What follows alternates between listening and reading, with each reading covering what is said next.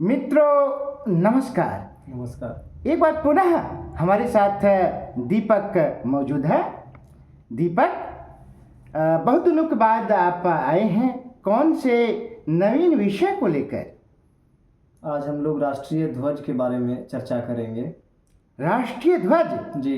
अच्छा, देखिए मैंने भी अपने सर जी पर सर, आपका भी लगा है तिरंगा का प्रतीक, भगवा धारी जो केसरिया। जी। तिरंगा में जो प्रथम सबसे ऊपरी रंग होता है केसरिया, उसका पाग मैंने धारण किया हुआ है। तो चलिए दीपक यह बताएगा कि हमारा जो राष्ट्रीय ध्वज है यह 3 रंगों से बना हुआ है। जी, हमारा राष्ट्रीय ध्वज जो है यह 3 रंगों से बना हुआ है और इसको तिरंगा कहते हैं। सबसे ऊपर में केसरिया, बीच में सफ़ेद, नीचे हरा।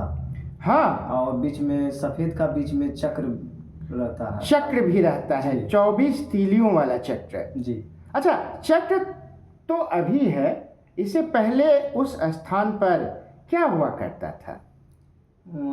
इससे पहले गांधी जी का चरखा हुआ करता था। जहाँ अभी सफ़ेद रंग है वहाँ पे गांधी जी का चरखा का यूज किया करता था पहले। हाँ, बिल्कुल दीपक ने सही बात कही। दीपक, आप ये जो 3 रंग हैं, केसरिया, श्वेत और हरा, जी, इन तीनों रंगों के बारे में आप बताएं कि ये तीनों रंग किन चीज़ों के प्रतीक हैं? केसरिया रंग को बल भरने वाला माना गया है। मतलब ये है जो केसरिया से साहस, बल, बलिदान, यही सब बलिदान का प्रतीक है। साहस, बलिदान और त्याग का प्रतीक है। त्याग का प्रतीक है जी, है ना। ये तो केसरिया की बात हुई। और उसके बाद उजला यानी सफ़ेद। हाँ, श्वेत। सफ़ेद रंग है सादगी और सच्चाई का। यह हमें सादगी और सच्चाई का मार्ग पर चलने की प्रेरणा देता है। शांति भी तो ना। शांति, जी हाँ, शांति, सत्य, पवित्रता, जी, सच्चाई और सादगी तो आपने कहा ही। मार्ग पर चलने का इन चीज़ों का क्या है? प्रतीक है जी। और हरा रंग किस चीज़ का प्रतीक? हरा रंग जो हमारी पृथ्वी का हरियाली है उसको दर्शाता है, उसका प्रतीक। हाँ, हरियाली क्या है? समृद्धि जी, विकास, समृद्धि है, विकास है, उर्वरता का प्रतीक है जी, है ना। उसी को दर्शाता है हरा। संपन्नता को दर्शाता है ना जी सर। तो ये जो 3 रंग हैं, ये 3 रंग किन किन चीज़ों के प्रतीक है, इसके बारे में दीपक ने प्रकाश डाला। अब दीपक हमें यह बताएगा कि इसका डिजाइन किसने तैयार किया था? इसका डिजाइन आंध्र प्रदेश का वह स्वतंत्रता सेनानी था, बोलिए। आंध्र प्रदेश का स्वतंत्रता सेनानी पिंगली वेंकैया नायडू जी। वेंकैया नायडू नहीं था, पिंगली वेंकैया। जी सर। हाँ, तो पिंगली वेंकैया ने 1921 ईस्वी में इसको डिजाइन कर गांधी जी के सामने क्या किया था?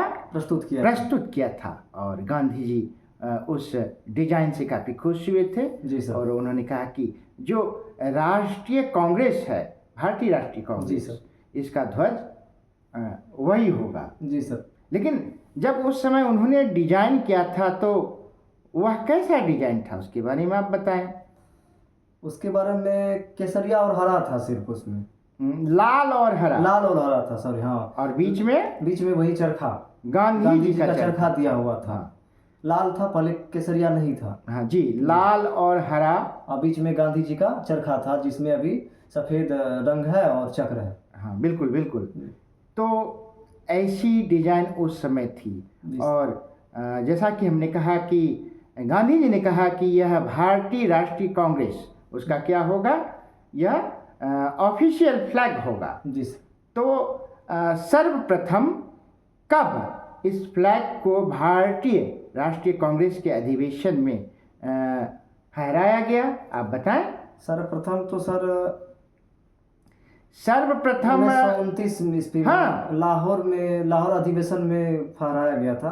कांग्रेस का लाहौर अधिवेशन हुआ था जी 1929 में। जी, उसमें पंडित जवाहरलाल नेहरू जो हमारे भारत के प्रथम प्रधानमंत्री थे, और वही उनको लहराए थे। हाँ, 31 दिसंबर 1929 को लाहौर में, लाहौर किस नदी के तट पर बसा हुआ है? रावी नदी के तट। रावी नदी के तट पर मध्य रात्रि को पंडित जवाहरलाल नेहरू ने सर्वप्रथम कांग्रेस के उस झंडे को क्या किया था? फहराया था। बाद में ही कांग्रेस का झंडा कुछ आकार में, स्वरूप में परिवर्तित होकर क्या बन गया?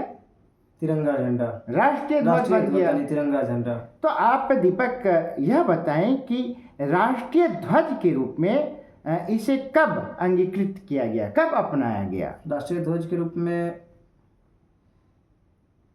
22 जुलाई 1947। हाँ बिल्कुल बिल्कुल, 22 जुलाई 1947 को संविधान सभा ने इसे राष्ट्रीय झंडे के रूप में अपनाया था।